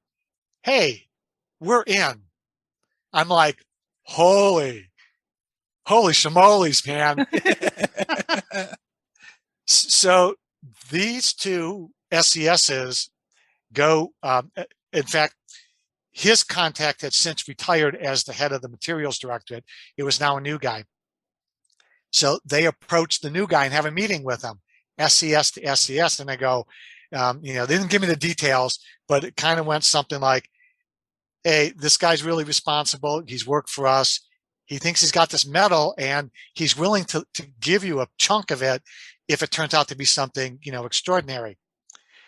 And the response I got back, I thought it was going to be, that guy, you're insane. He's not going to do it. And we can't do it because it, involves a UFO. They said to me, they are so backlogged with doing their analysis and other work for 3-letter agencies to be unnamed that they couldn't do it. They cannot partition any time. And they're worried that if somebody found out that they did do it at the detriment of these other programs, it wouldn't look well. And so the two guys that were acting on my behalf were crestfallen. They were just like, man, we can't believe it. We almost pulled it off. But I was so enthused first that they went to bat for me. Yeah. And that the response wasn't, get the hell out of my office. It was, even if it wasn't the truth, it was something that I could live with. And as the years went on, individuals have come to me who worked on the base, who were no longer employed, and would tell me things that I would just go, wow. And they only told me them because I wrote the book. Yeah. And they knew that because of my secrecy oath, I would never say anything. Right. They obviously broke theirs by telling you, but they knew it wouldn't go any further. And so, I have gotten nothing but support. Many people, I do a lot of local things here in Ohio, and I've got, in fact, a handful coming up in late October. I always see people who worked at the base and they're like, yeah, or they'll tell me a story. And it's just so cool. Nobody has knocked on my front door. I've got no blowback really from anybody. I get a lot of encouragement. So maybe I'm being used. I don't know. Well, that's good to hear, because you do hear so many of the negative stories. The guys in the suit show up and they take things from people. They threaten them not to talk and things like that. So, at least it's good that, the guys on the ground anyways that seem to be working on this stuff have a general respect and we might want to interest. knock on wood that we didn't just jinx ourselves. Right. So, question for you. Now, I have a feeling, and I used to be one of these people as well, that get like Area 51 and the S4 area and Bob Lazar kind of conflate it with the whole idea of Wright-Patt and what was going on there. Do you have any overlap or any knowledge of an overlap that was going on between those two areas during that time of 1966? No, I don't really have a great familiarity with Area 51. Okay. I think it was built in the early 50s, maybe 52 or something like that. So I guess there could have been some overlap. But if you look at the public record, general the general at the 8th Army Air Force headquarters in Fort Worth and Jesse Marcel both said the stuff went to Wright-Patt. So we know it went there. I am 1000% convinced that whatever went to Wright-Patternson Air Force Base, or that whatever crashed in the desert went to Wright-Patt. That's unassailable. I'm a little less accepting that alien bodies also went there, simply because you have people who signed legal documents from the Air Force that said that stuff went there, but you don't have that same kind of confirmation in the form of alien bodies, right? So that's why that corroboration is not there. But interestingly enough, in 1947, there was a building on base called Building 219. It was the regional hospital. Now, the regional hospital would have been the only place through which alien bodies, dead or alive, would have been processed at Wright-Patt. Why? It had doctors, it had nurses, it had an operating room, it had a morgue, it had all the supplies and equipment it needed to do autopsies or research on aliens. So Building 219 would have been the place. Years after the regional hospital ceased to work there and became other things like a pediatric clinic, the Foreign Technology Division spent about 10 years occupying that building. Why is that interesting? FTD is the organization that ran Project Blue Book. They're the ones that were most closely associated with the aliens that would have been brought there and the materials. So isn't it interesting that out of the 8,000 acres and the 600 plus buildings that are on that base, the Foreign Technology Division just happened to take over the building through which the materials and the bodies would have passed? I find that phenomenally coincidental. Yeah, that a coincidence? Isn't that strange? I think probably not. But Area 51, and Hangar 18, if we could breach that subject for a moment. Yeah. Yep, people absolutely. say, well, we have Hangar 18. You didn't need a hangar to store the stuff. In fact, it's a terrible place to bring stuff. So probably what happened is this. They flew the airplane in, the small B-29. They flew it into the hangar. And I am actually, this just a note that for you to entice you to show up at my talk, regardless of how many term papers that you're grading that day. I am going to reveal the real Hangar 18 at Wright-Patternson Air Force Base. Okay? So that's my hook for you. All anyway, the guy goes into the hangar and they offload the stuff in crates or briefcases or whatever, and they're going to put it in a secure facility. Now, that building that I think they would have come to, and I'm going to discuss that in September, had vault in the basement, and they probably just would have taken it and locked it up. In fact, there were multiple vaults in that building, in the business offices, and in the basement. The largest piece of material recovered in Corona, New Mexico, was reported to be 2 foot by 3 foot. So do I need a hangar? I don't. The material was probably brought by the guys who recovered it, brought it to the materials directorate in a briefcase, opened it up and said, guys, we found this funny looking material. It's kind of got these weird properties to it. take a month, take 6 months. Here's a bag of money. Put your best men on it. Do an elemental analysis. Find out everything you can about it, just like you would, do your testing, your stress testing. Write us a report. Don't tell anybody about it. 6 months later, they come back, make these guys sign secrecy oaths, grab what's left of the material and said, you never did this. We were never here. You never saw this material. And the tech report that was written never got a number, never got reviewed, and it just went with the guys who sourced the material. Don't need a hanger for that. Right. Okay. So I'm just going to put that to bed for the moment, and I'm going to do the reveal in Dexter. Okay. In Area 51, in 1947, Wright-Patternson would have been one of the only places you could have brought that material to do that investigation, because the materials directorate was world-class. They had been there for 30 years. They formed at Wright-Patternson in 1917. So they had 30 years of experience, and nobody would have had the expertise or the equipment to do the type of analysis that was required. Fast forward to 1952, the government gets more money. The capabilities are expanding. They can't just have one materials testing place, because materials have many different applications, aerospace, medical. So they probably launched similar materials, electron microscopes and elemental analysis machines and X-ray diffraction and all this.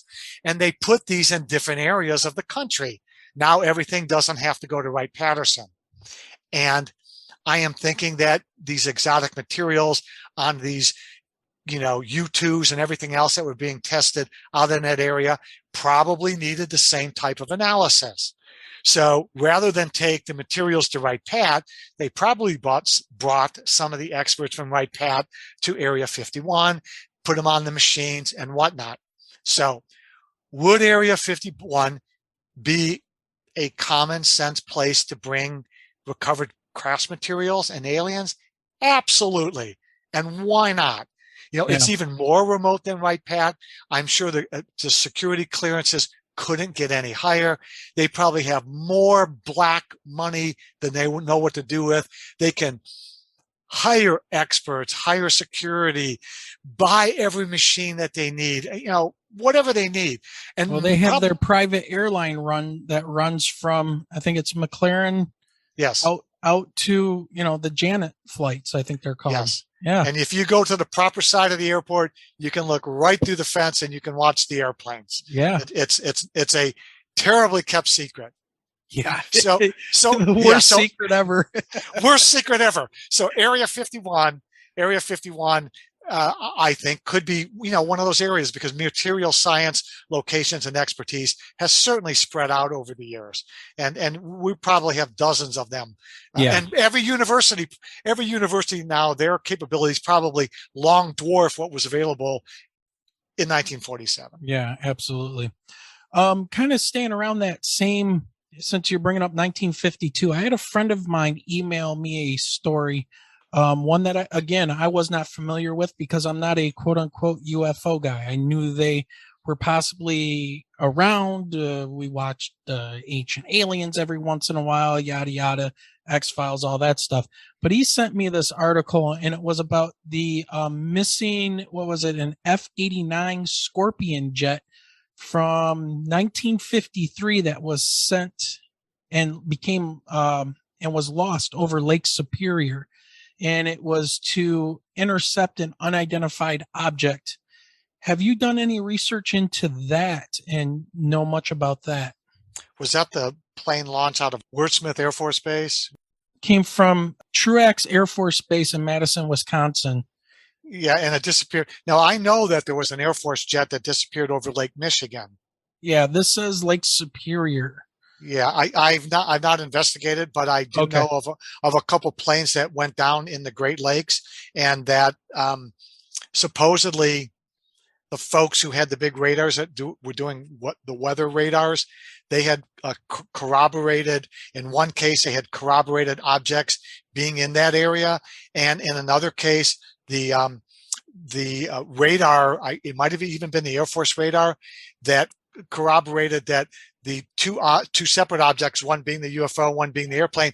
Yeah, they had actually merged on the screen, and then after that, there was nothing. Yeah. So if that's the case, I'm only superficially Okay. acclimated to that case. I'm sorry. I plead total ignorance at this point. Yeah, I just recently, again, this is one of those things where I just recently, found out about this, that, this jet went down trying to investigate a UFO. And, that their radar tapes of this thing, the two dots on the radar kind of combine into one and then disappear. The problem is the same that I faced when I was trying to corroborate Gary's story. A lot of the places are gone. And I asked Gary about he was debriefed by the intelligence officer locally, and then he got a call from Battle Creek, and the intelligence officer there had a more in-depth interview, a lot of which, of course, is included in the book. But where that interview went, it probably went to Cheyenne Mountain, according to Colonel Carroll, and it's tucked in somebody's drawer. Well, I'm never going to get access to it unless the government decides to release it. So I really feel there's a lot of future corroboration available out there on his event, and I'm tracking it down. And that's why I mentioned my friend Tony Milano, because as it turns out, my best buddy from grade school works at Selfridge Air Force Base in the operations center. So I got me an inside guy, and if we're still looking, awesome. we're trying to track some stuff down, and I would love to update my book eventually and go, yeah, I knew we were going to find it. So Tony, if you're listening or going to hear this, go Tony. And it's so funny, like the small world. Yeah. And he's working at Selfridge. I hope he doesn't lose his job now over this. Like, he'll send me an email and go, "They've cuffed me, dude." You get a broken up text in the middle of the night. Yeah. 9-1. Everything's in code from that point. That's right. So help me. Yeah, I think Michelle wanted to ask you a question that pertains to what you were talking about a little bit with your presentations and conferences you've done in the past. Yes. Besides September 27th coming up at Dexter Library, we'll put that plug in there again for you at 6 p.m. Out of all of the conferences that you have presented at, I saw MegaCon in Laughlin, Nevada, and we love Nevada. So, and at the different MUFON presentations, out of all of the conferences that you've spoken at, which one do you think was your favorite to speak at? I probably attended more conferences than spoke at because I turned down some offers. Others, they vaporized. I was going to be a 3-time speaker at Contact in the Desert last year. And I was going to do, what they call an intensive. I was going to be on a panel. I had a keynote presentation, and unfortunately, that entire conference it got canceled. So that was disappointing. And then this year, I was a candidate, but I had to withdraw my name, and I was pretty sure I was going to be chosen again. But it turns out that I have a younger son who lives on the East Coast, and I have an older son, and both are married, and they wanted to do a family vacation. So I had to withdraw my name from there. But the Laughlin one was awesome, but I found that they wanted to have both sides of the story, and people who were pro and who were con. And they had a former intelligence officer who pulled the largest disinformation scam in the history of ufology, a man by the name of Richard Doty. And he did this huge scam over Linda Moulton Howe, names you both recognize. Mm-hmm. And they had him as one of the speakers. And it just cheesed me off so bad, I couldn't contain myself. So when the Q&A session came up, and it's unusual because I was speaking that week, and you don't want to piss off the other speakers because they'll come back at you. That's right. I just ran up to the mic to make sure I got my shot, and I said, "Richard, given your history, how can we believe anything that comes out of your mouth?" And he looked at me, and he never answered the question. Never answered the question. So from that perspective, I love the locale. I love the way they treated me. I got to meet wonderful people. I thought it was great, but there was too much, and I'm not a rah-rah guy, but there was too much consciousness and, third chakra and all that stuff. Right. So for me, I could let that go unless I'm a speaker again. Contact in the Desert, I loved it when it was out in the 30 Palms area. Is that it? It was a retreat, and they had these separate buildings, and it was just, there was a buzz. The Contact in the Desert, there was such a buzz there, but the new Contact I haven't been to, so I don't know. Now, again, I would say that my top one was the International UFO Congress in Fountain Hills, Arizona. Okay. And it was held at a Marriott, I believe, and they played this. It was always this mystical music. It was modern buildings and this mystical music. You're in the middle of the desert. You're on a reservation, a Native American reservation. There's a casino next door.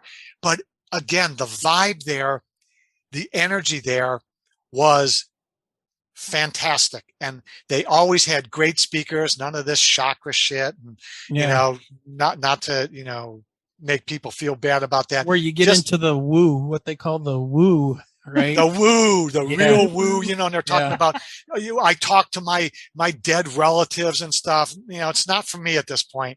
Right. Unfortunately, they moved last year to a downtown Phoenix hotel. So I don't know what the vibe is, and I haven't gone the last couple of years. The former site of both Contact in the Desert and the former site of the International UFO Congress were fantastic, and the speakers were fantastic, and the UFO Con was great, certain respects. So top three from right to left, but I don't know what the new venues are like. Yeah. Well, I don't think they know what they're like because they haven't had a venue in a year and a half with everything being shut down. So, I mean, Contact in the Desert this year did everything virtually. And I know they had some technical issues at the start of that. I don't know how that eventually all turned out, but we had a couple people on the podcast that were actually presenters, and Michelle was like, we should ask them about this because I have a question about one of the presentations, or one of the places you did a presentation at, and that was the Engineers Club of Dayton. You made okay, see, there's the laugh. I knew there's got to be something here because you had made mention of it in your bio, and it you said that the place was loaded with former intelligence personnel, and then you had put yikes afterwards. I was like, okay, this has got to be a great story to tell. So you got to tell us about your experience at a engineers club full of former military intelligence people, how that go and what happened. Well, I have had 3 distinct encounters, maybe 4 now, with Men in Black. And so I make it a joke. And before every presentation, especially in the local area, because we have Wright-Patternson Air Force Base, and you can imagine there's a lot of sensitive work done. And FTD is just filled with those people who have that designation, and there's other organizations that do also. So generally, pretty much every presentation that I do, I'll say, okay, for those people who want to be honest with me, how many current or former intelligence officers or operatives do I have in the audience today? I've never had a presentation where at least one hand didn't go up. And in some cases, I'll look at the guys that I can tell I'm resonating with, and I'll look at them and I'll go, I'm doing all your work for you, aren't I? And the guys will generally shake their head like, you are, man. And they'll say, keep it up. So here I am at the Dayton Engineering Club, and you can imagine I'm literally just a few miles away from Wright-Patternson. So I do that joke. I go, okay, how many intelligence officers do I have? And unbeknownst to me, I got there a half hour earlier, and I was sitting there with a table of about 8 guys, and they had invited me to their table, and they were just peppering me with questions. So I said, okay, how many intelligence officers do I have? More than 50% of the room. There were like 50 people in the room, and every hand at the table I had been sitting at went up. Afterwards, one of the guys who was leading the discussion at the table, he said, I just want to let you know, I'm the former director of the former technology organization, the FTD. So he was the head man at one time. And in 1997, the Air Force put out their famous time-traveling anthropomorphic dummy explanation for the Roswell case. They said what the people were seeing in 1947 were anthropomorphic test dummies that were used by the Air Force that did drops on them and impact things. Well, the problem is those were not put into service until 1952. So if they were responsible for an event that happened 5 years earlier, they were clearly time travelers, anthropomorphic test dummies. Well, it turns out that when they were doing the report, and the senator from New Mexico was forcing the GAO to put together this report, they contacted a man who worked in Air Force research laboratories where I spent my entire career, and who held a position in Washington, D.C., down in a deep, dark vault. He turned out to be a guy that was tasked with looking at the Air Force records in Washington to, I think, was it Schiff or Schrift was a senator, to answer that demand. He was in my audience and came up to me, and he introduced himself. He goes, I just wanted to let you know I was in your audience. I loved it. I want to buy a copy of your book. And he waited to be the last person in the room with me. And he said, I need to tell you something. Well, you're not going to hear it. But what I can share with you is he told me that he was the guy tasked to look at all the Air Force records and do it. And so he had this deep immersion in stuff that we haven't seen, and that probably nobody else is going to see. And, I asked him a question. He gave me a double wink. So that's all I needed. So that was the cool story, that having this guy who was in charge of ferreting out all this information, introduce himself to me and, tell me a wonderful story that he was the guy, and, gave me some confidence in moving forward in what I was looking at. I knew that had to be a good story. When somebody puts full of military intelligence and then ... yikes, that's good. Yeah. So what a day. And yeah, they gave me great questions, and I'm sure those guys knew 10 times more than what I did, but all of them bought books. So it was great. Now, was that a presentation on UFOs at the engineering club? Absolutely. Okay. Absolutely. Okay. Oh yeah. Yeah. It was based on my first book. You being a former engineer, when I saw that, I was like, well, maybe he was just giving some kind of a presentation about his former work as an engineer or whatever, and just so happened to find out there's all these, maybe they're following him around because of his research. This will be good. Yeah, it was based on my first book. And okay. I took a lot of the stuff, the Wright-Pat aspects to it. And I told them some things they did not know. So I thought it was successful on both ends. But awesome. Yeah, it just blew me away when the whole freaking room isn't, and some of them were still employed. I mean, it wasn't just all retirees. Right. So that was kind of like, whoa. Yeah. Well, and speaking of things that they may not know or don't know, have you had a chance to look at the report that came out from the government last month? Of course. So what are your thoughts or opinions on the report that was released? It gave me a bad case of bipolar. It's a good way to put it. On one end, it's a giant leap forward, because for 74 years, starting tomorrow. In fact, 74 years starting tomorrow. They told us it was weather balloon, swamp gas, a toad advertising sign, Venus, stars and planets in unusual formations. You know, the list is long and sorted. And then on the 25th of June, they said, there's stuff in the skies that we really don't know about. So they stopped there. On the bad end is they took the same position they did 74 years ago. Yeah. Don't worry, we've got control of this. And it's like that Indiana Jones scene at the very end when Indiana says, so what are you going to do with this Ark of the Covenant?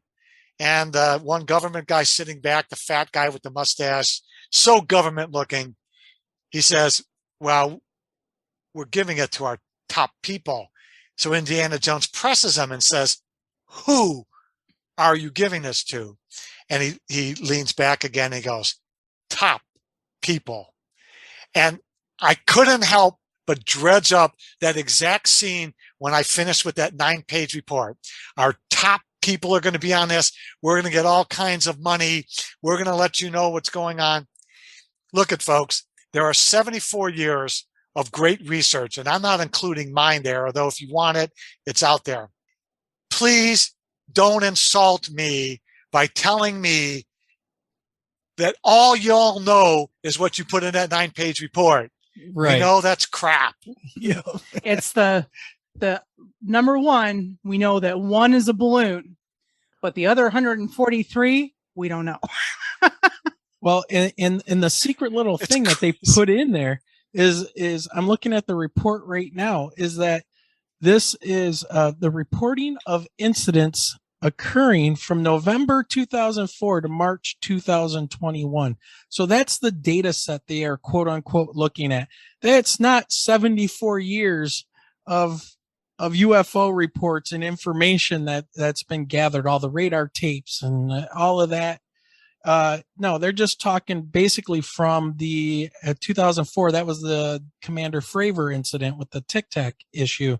So they're starting in 2004, going to 2021. So I guess we're supposed to forget all the other 74 or whatever that would be, 54 years of UFO history. And some people say even more than that, going way back into history.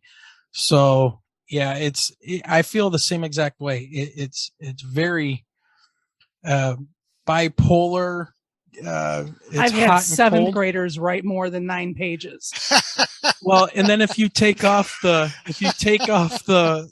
cover page and the scope and assumptions page, and then you take out the appendix page, you're only left with 6 pages of information, and that's what we got. So yeah, it's eye-opening. It's revealing. They've been taking it serious. We kind of all know that they've been taking it serious, but what we're going to tell you is not a whole heck of a lot. If you think about it, they have 144 reports in 17 years, and they're pilot reports.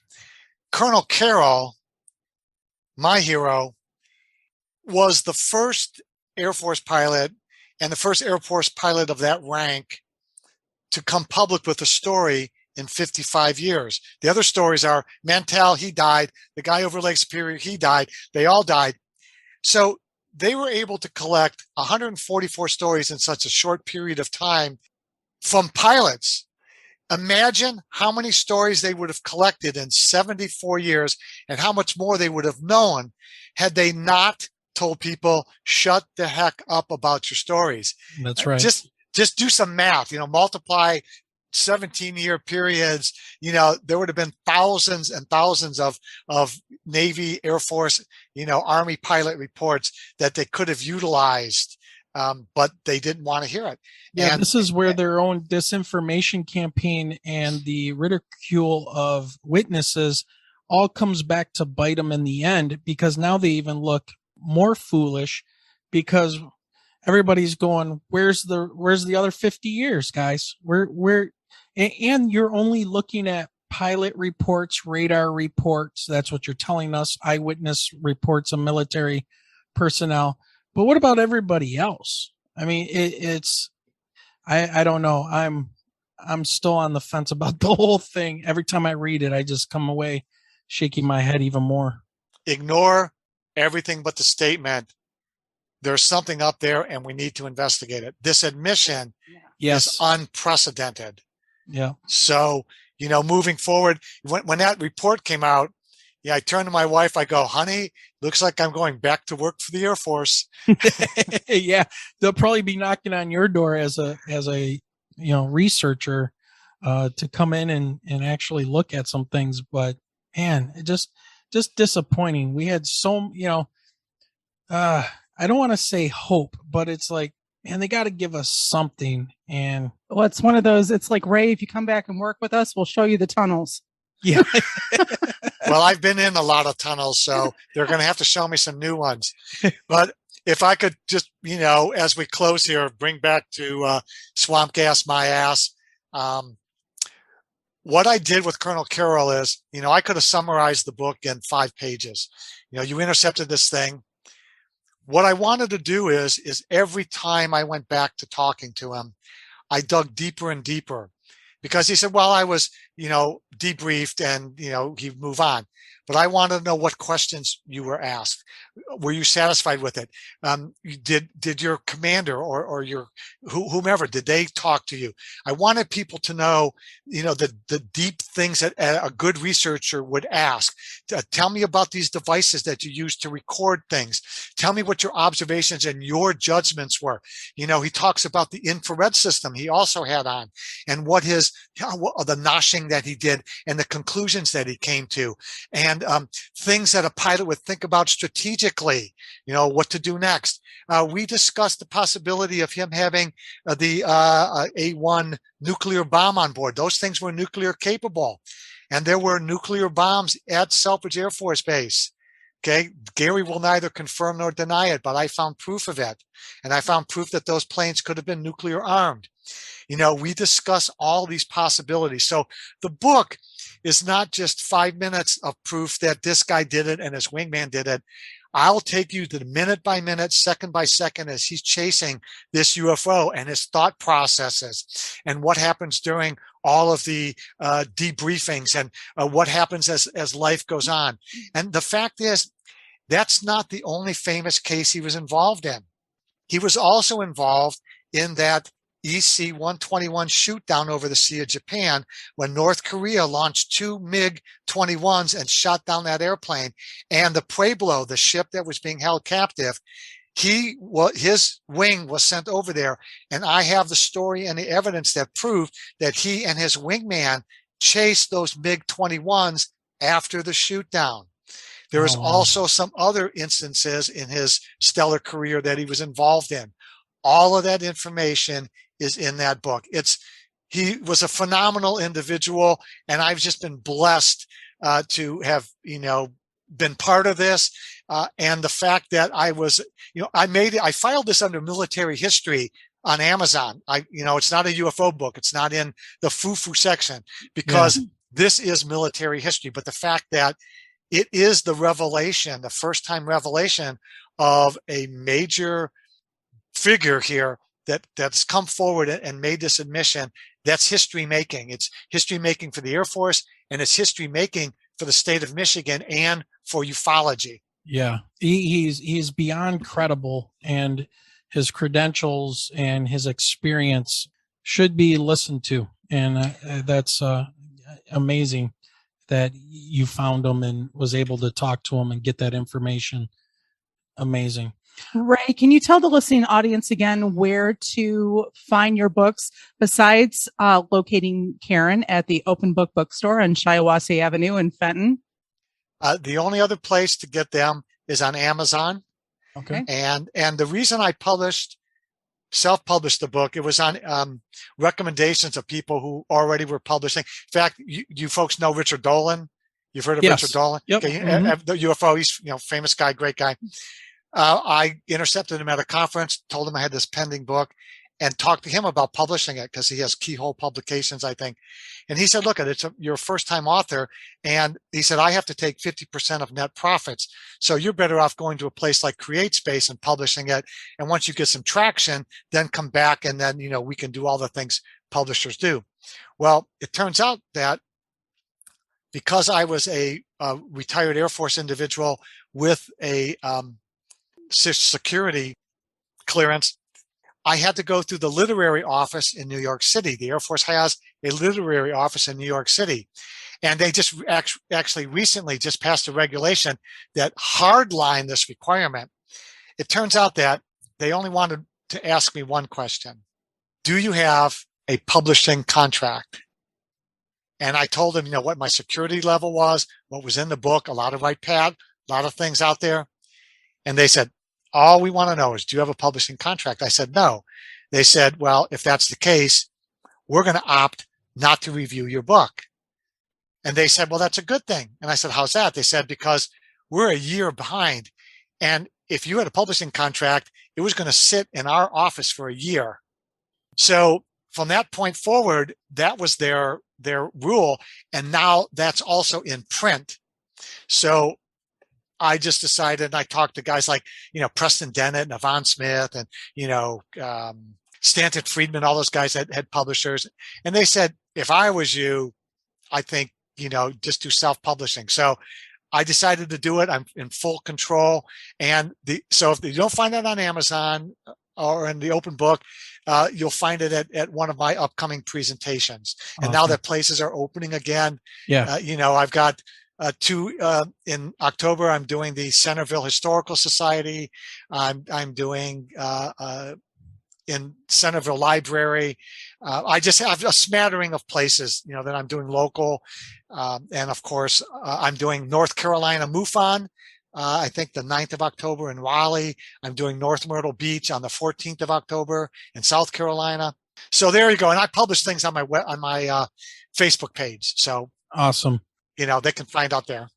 Okay. And before we let you go, I know you've talked about a lot of your speaking things coming up and the new book. Anything else big in the works or topics coming up that you can let us in on? Well, personally, my curiosity has been satisfied. And I'm going to slip into retirement here fairly quickly, I think. Okay. I would think that by the end of next year, I will not be doing any more conferences or presentations, or certainly not writing any more books. There's other things I want to do. I keep pushing my kids to have my children to have children. I'm looking forward to be a granddad. So Personally, I'm being paid very well, being a 14 with 40 years experience. I don't need the money. And God bless the guys that are doing conferences every week. So that for me is on the horizon. I will mention one interesting thing that came across a lady who's got 2 PhDs. She's a microbiology person. She's a wellness person. She will do tests. She'll do a hair test and blood tests, and she'll figure out where your mineral deficiencies are. And she does PTSD stuff, and she just does this through analysis of your physiology. I've been a long-term friend of hers and professional associate. For a couple of years, I was the wellness director at Wright-Patternson Air Force Base. So that's one of those organizational skill kind of things that the base commander pulled me out of the engineering ranks to develop a wellness program for the 15,000 civilians, and I was the first director of that program. So I've been associated with wellness people for many years, and she found my book and she read it and she gave me a call one day. And this lady is the smartest lady I have ever met in my life. Brilliant. And she said, I've got a story to tell you. And she winds up telling me that when she was a 3-year-old, she had a visit from a wide-eyed alien in her room. And she told me that she believes they left her with gifts, one of which is her intelligence. And her children are both brilliant. Her son is a professor at a major university. He owns many patents. He's written many books. But it knocked me down when this person that I'd known for many years and knew of my interest in the subject never mentioned it until she read Victoria's Secret Truth. And Victoria coming out, telling her story, I think energized her. And she said, this is just a relief that I know you from this other world. And now I can tell you about this. And, she'd only discussed it with her children, and she knows that her children have been gifted. So I just wanted to share that. And I've never shared that in any book, and I won't share her who she is. But that is really nice, because when Victoria and I got together on that book, we decided that we would do the book because we wanted it to be a springboard for others to come to grips with their experiences, because they're not always pleasant. And then to have this brilliant person come forward and tell me the story and how it helped her. Well, that I think is some subliminal reason why I did all this, because I don't know why I did all this. And so there you have it. That's kind of my big reveal. Awesome. I think we're all in the same boat. We don't know why we're doing this and why we saw what we saw, but man, look at where we're at now. We're curious. Yeah, we're at that stage where it's like, what is going on? So we're along for the ride and trying to learn. There's so much to this. We're trying to learn as much as we can and meet very interesting people and get to talk to some very interesting people like yourself. So with that being said, Ray, we want to thank you for coming on and talking to us. And it was a great time, great talk, some history changing material there. Everybody check out his books. I just can't thank you enough. So thank you very much for coming on the podcast and spending, another 2 hours. So these talks go on for quite a while. They can go on forever. Oh, man. Yeah, exactly. So with that being said, Ray, we want to say thank you very much and take care, and we will talk to you soon. Absolutely. Thank you so much. Thank you. Have a great night, Ray. This whole discussion with 1966 and what happened in the Dexter area all started with watching that particular documentary on Amazon Prime. The Phenomenon. Yeah. By James Fox. It all started with that and saying, you know what? We need to start digging into this. We didn't even know that this event had happened in our own backyard. Well, what was great about Ray is he got out there and was the boots on the ground and just went after it and found and dug all kinds of information out of all kinds of places and happened to find the one fighter pilot that was still alive that actually intercepted a UFO over Michigan. Well, and here's the thing. When you self-publish a book with a title, Swamp Gas, My Ass, and you just put it out there, you're pretty strong in your convictions as far as your feelings on a particular subject. In this particular case, the 1966 sightings in Dexter and Ann Arbor area. Well, I think that's a testament to how ridiculous the media and the government treated people during that time with the whole UFO incident. They did everything they could to bury it and make everybody feel stupid. And now Michigan seems like it is a population with amnesia about the whole UFO flap back in 1966, which had so many people up in arms about what they were seeing and what was going on in the skies. It's not so much the amnesia. I mean, we're talking 1966. A lot of these people have aged out.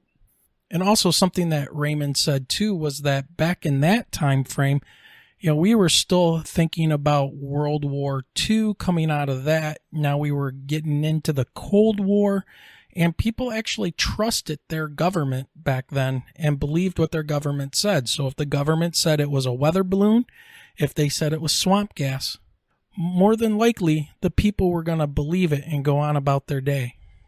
So just an amazing interview, and with that eyewitness testimony, it changes everything. And like Raymond said, everybody that said that they saw those UFOs in March and April of 1966, you are vindicated. Yes, and if only you had the technology then that we have now to be able to record these things. So, Michelle, before we close out, why don't you let the listeners know one more time about the special appearances that Ray has set up for the near future? Well, get your calendars ready for the month of September. We have Monday, September 27th. Ray Szymanski at 6 p.m. will be at the Dexter Library in Dexter, Michigan. And for those looking for any of the books or all three of the books in the trilogy, they can be found at the Open Book Bookstore in Fenton on Shiawassee Avenue. And if you are not in the Michigan area or not near Shiawassee Avenue to get to that bookstore, you can always go to Amazon. All right, with that being said, Michelle, I think we should wrap this up.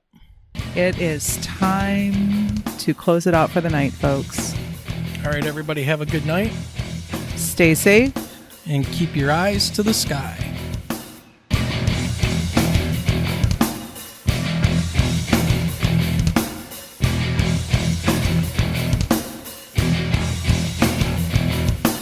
You have been listening to the Michigan UFO Sightings and Paranormal Encounters podcast.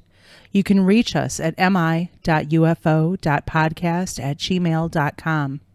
You can also find us on Twitter at mi_UFO and join our Facebook group by searching for Michigan UFO Sightings and Paranormal Encounters. So until next time.